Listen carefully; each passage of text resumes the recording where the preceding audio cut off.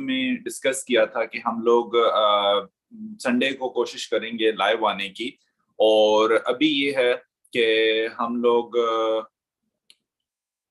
Live हो रहे हैं और काफी दोस्त हमें ऑल अराउंड द वर्ल्ड से जो है वो ज्वाइन कर रहे हैं, तो जिसकी वजह से उन्होंने रिक्वेस्ट किया कि आप वीडियो इंग्लिश में बनाएं, और हम लोग जो है वो कोशिश करेंगे कि ये वीडियो जो है वो इंग्लिश में बनाएं ताकि वो तमाम दोस्तों का बेनिफिट करें।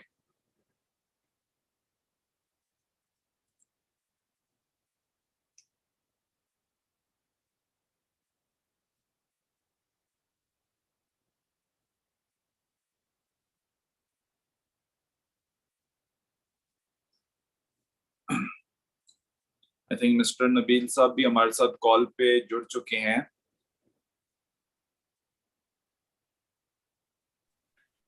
Yes, good morning, Sulaiman. Hello and welcome to our respected viewers to our second live webinar 2022.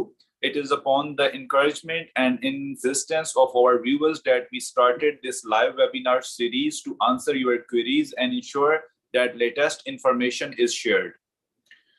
As you are aware, Canadian immigration is continuously evolving and there are changes happening always, new streams being added with latest technological developments. This is why we have our viewers' favorite expert on Canadian immigration matters, Mr. Nabeel Khan, RCIC from the highly reputed North Vista immigration consultant located in Mississauga, Ontario. Welcome to the live webinar, Mr. Nabeel Khan. Thank you, Sulaiman. Thank you once again for holding this wonderful series of webinars that you have planned. I welcome all our viewers to this webinar. Okay, sir. So, Mr. Nabeel, today I would like to take up a very, very important topic on the instance of our viewers, and the topic is misrepresentation. Can you explain what is misrepresentation? Yes, Sulaiman, thank you for taking up this topic, and I know you have been after me to discuss this topic since last few days. Sulaiman, misrepresentation is a very, very serious topic which needs to be discussed and needs to be there should be an awareness for applicants to know. Misrepresentation means that where the immigration officer finds out that you have not provided the right information on your application. Okay. It is, and above all, let me please tell you that above all, it is not only in Canada. It can be for any country. It could be US, it could be Australia, it could be UK, it could be Shenzhen, it could be even Thailand, Malaysia, any country, whosoever, where you are applying whatever you are applying.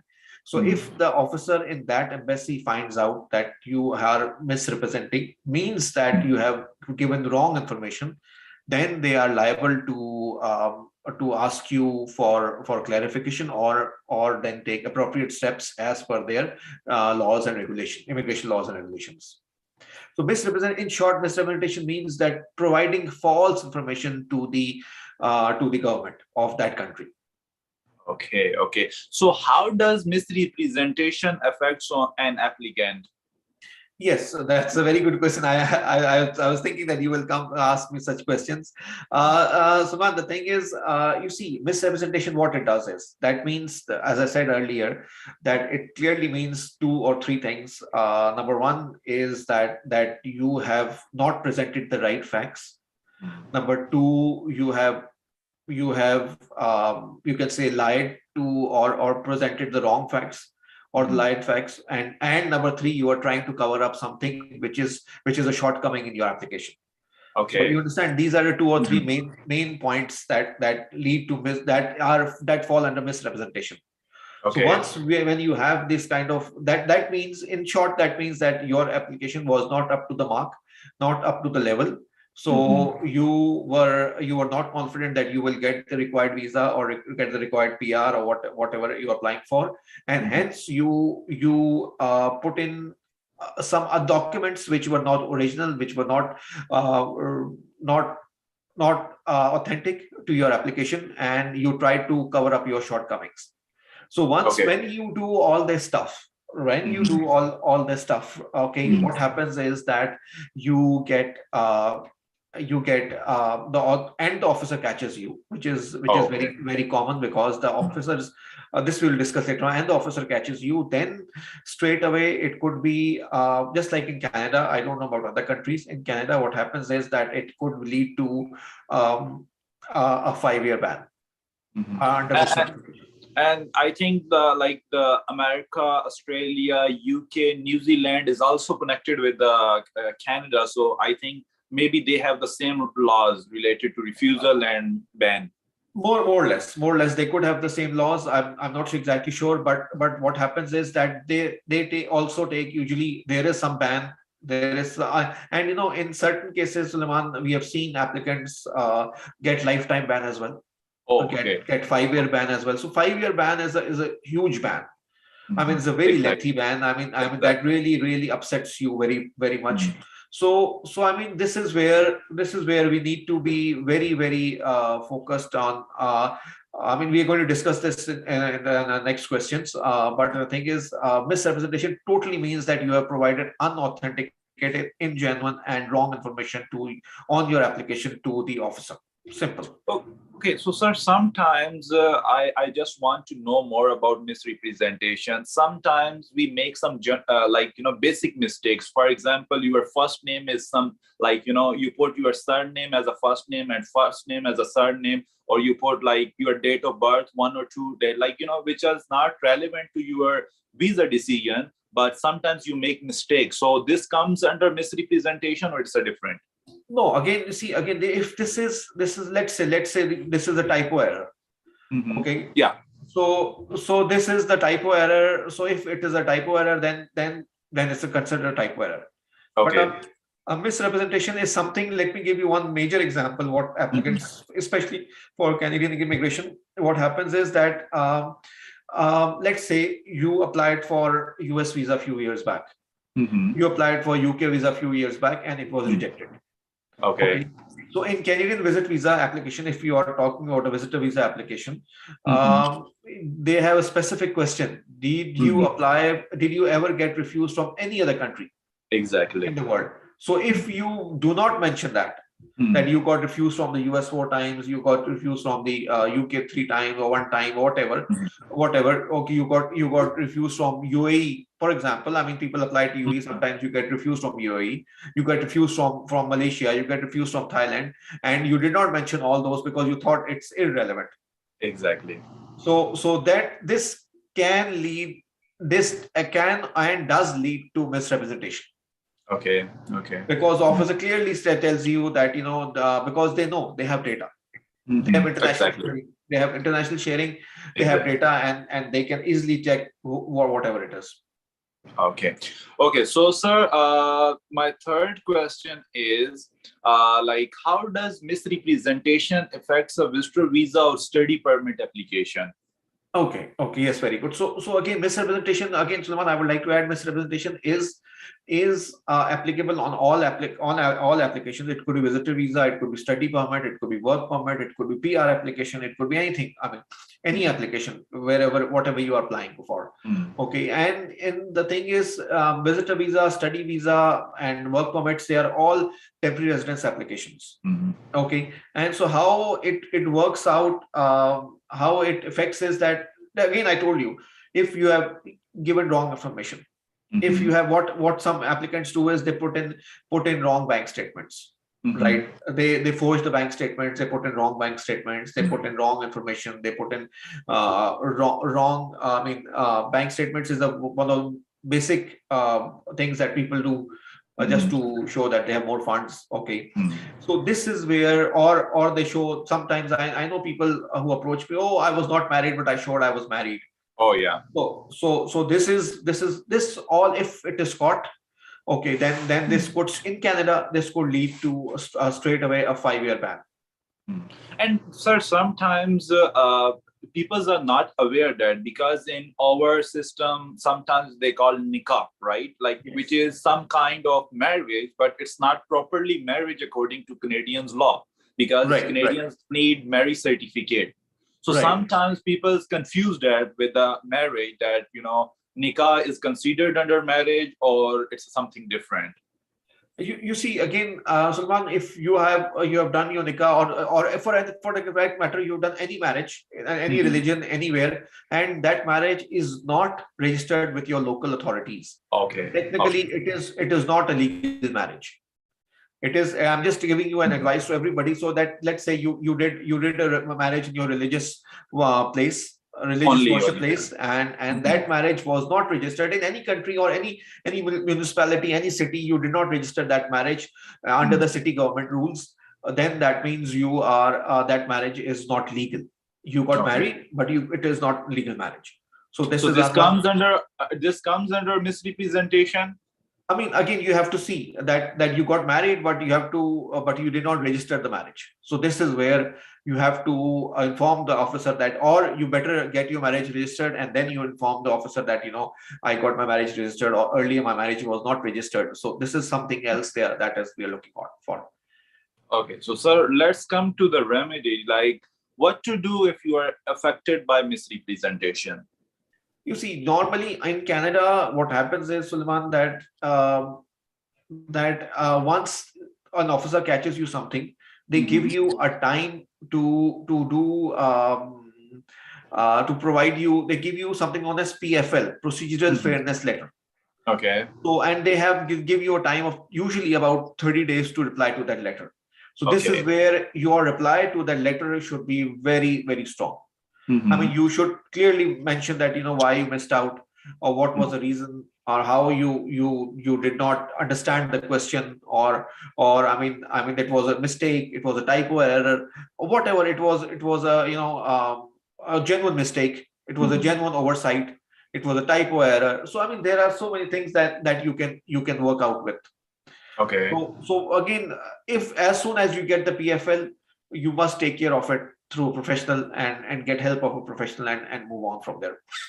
Okay, so sir, now I would like to bring your attention to another major topic which our viewers requested to be discussed: how to create a successful visitor visa application.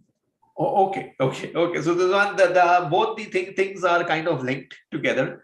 Okay, so this is where we need to understand that, you see, visitor visa application is for anybody who is not in Canada. I would always say, I would recommend everybody, and you know me, and you have lot of consultations together. How I recommend people is that they should work on their visit visa application. If you are not ready, just don't go in blindly. Exactly. In short, the crux of the matter is, please do not go into your application blindly. Seek the help of a professional. Exactly. Okay, understand that visit visa application, because you see, let me tell you, all my viewers, that whatever you write on the visit visa application, whether it's a dot or it's whatever it is, it's a name, it's anything that goes into record. And if I'm not wrong, the record stays with the Canadian immigration for 19 years or something, 90 years or something. Wow. The record doesn't go away. Okay. So yes, something means the lifetime of a person. Yes, that stays for the lifetime of a person, and it is known as, everything, whatever you do is recorded with them. So you cannot change your records. Right. So I would recommend that the visitor visa application needs to be planned properly. You can just say that, I am planning to visit Canada this summer.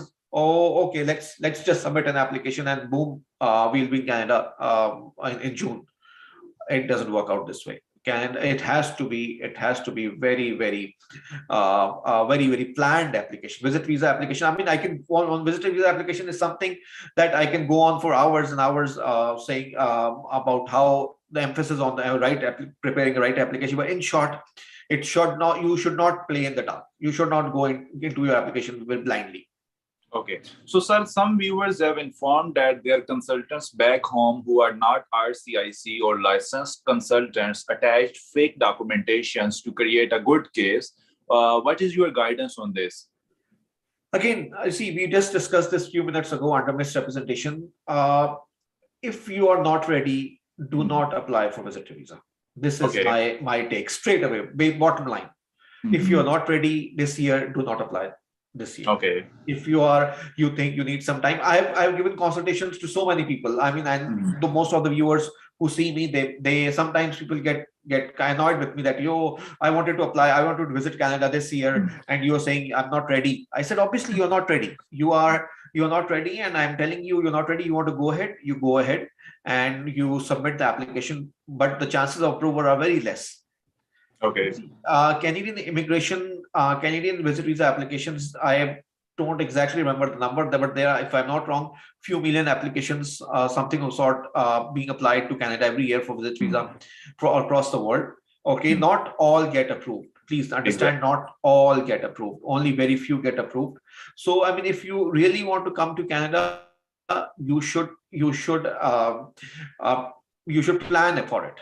And you should, again, if you seek our consultation, you will know, those people who have taken my consultations, they know that how I plan the application, how I tell you to do the application, how it is, everything is to be done.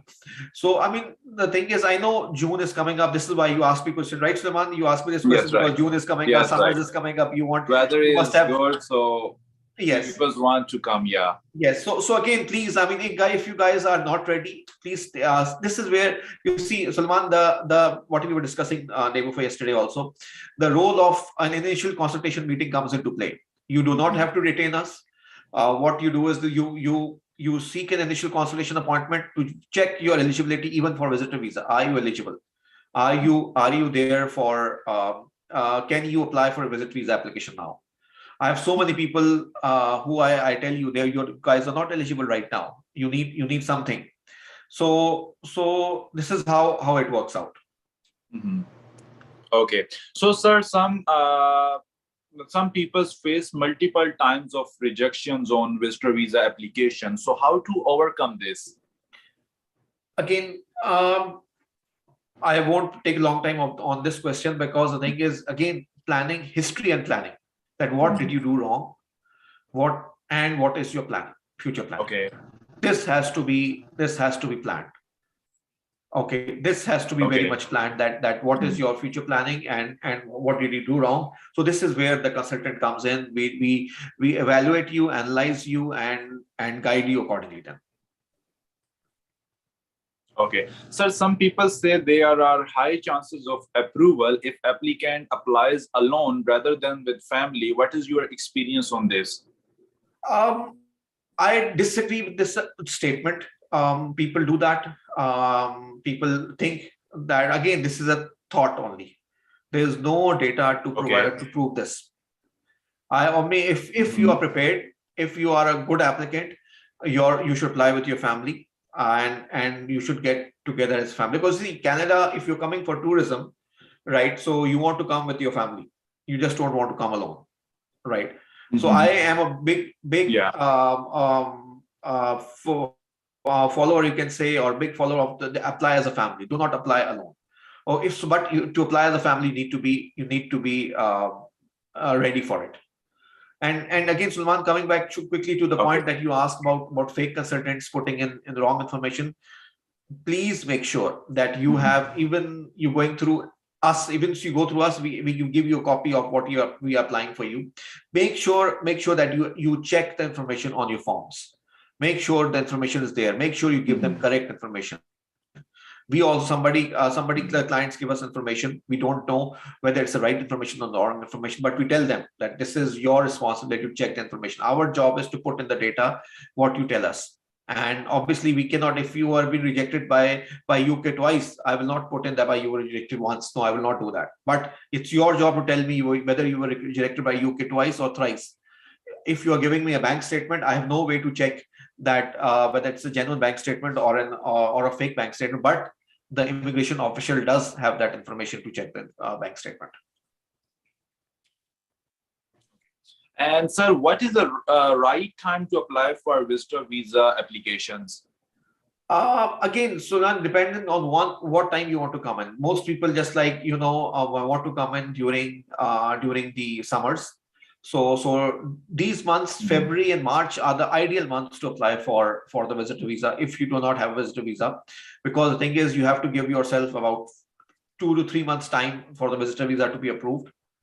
Okay, and then if you want to travel, you have to make time, you have to make plans to travel. So ideally January to March, if you want to visit Canada in summers, which is the best time to visit Canada, you can see all the beauties and everything. So January to March is the best time to apply for visitor visas to travel in the summer months.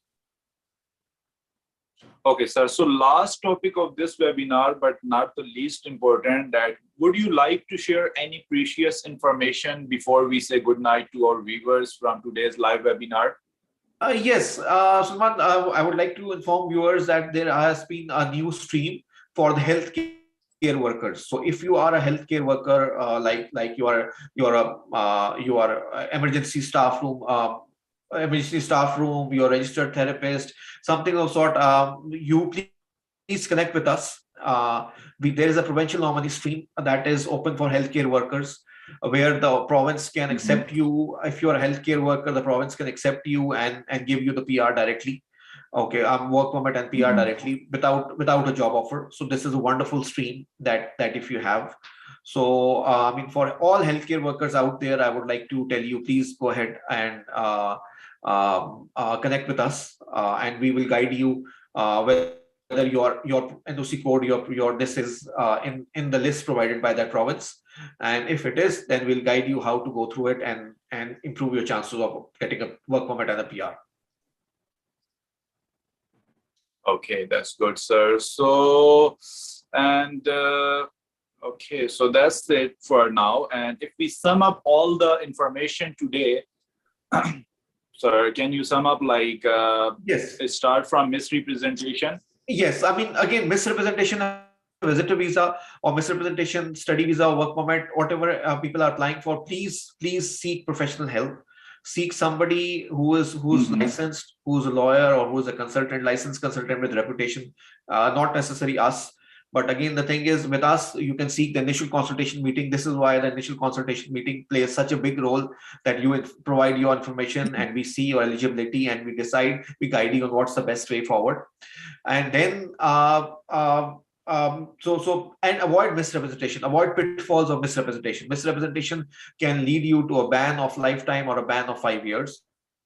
That can be a big problem for you going forward. Even if you get PR and citizenship on misrepresentation, still they find out something, they can cancel it. That's correct. That's 100% correct. That is 100% correct. So you have to be very, very careful. Try to give yourself the best thing, the best thing forward with genuine information. Do not beef up your application with ingenuine or wrong information, because either way you will get caught. And then, for visit visa applications, this is the ideal time if you're thinking to apply to Canada, apply to visit visa. It is not an easy application. Don't take it as an easy application that you can just apply in the dark and you'll get approved. No, it is not the way it is. Please seek professional help. And secondly, this is the ideal time to apply for application, visit visa application then. And thirdly, we have a professional stream in a province open for healthcare workers. If you are a healthcare worker, please do connect with Mr. Suleiman or North Vista Immigration directly. Our email is info@northvistaimmigration.com, or with Mr. Suleiman, and we will guide you what is the province where you can do without a job offer. The province will provide you jobs as well. The province will provide you work permit as well, and eventually PR. So if you guys are ready, you are in the healthcare field, why not we go from there onwards?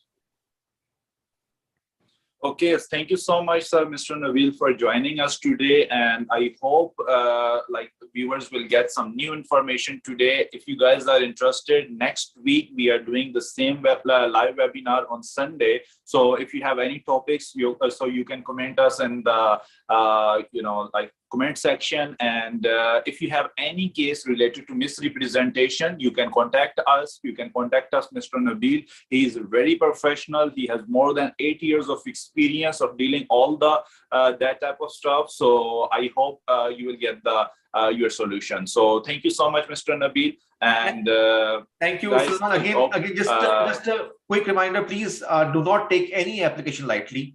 Visit visa application, this is ideal time for visit visa application. A study permit application is, again, there are a lot of rejections of study permit. People come to us after they have been rejected. So please come to us with so that we can plan and pathway, decide the pathway, and then at least we give it a best shot for you. Okay, guys, thank you so much for joining us today. And if you have any questions, just contact us. So we'll be happy to reply you back. And good night. Thank you. Take care. Thank you.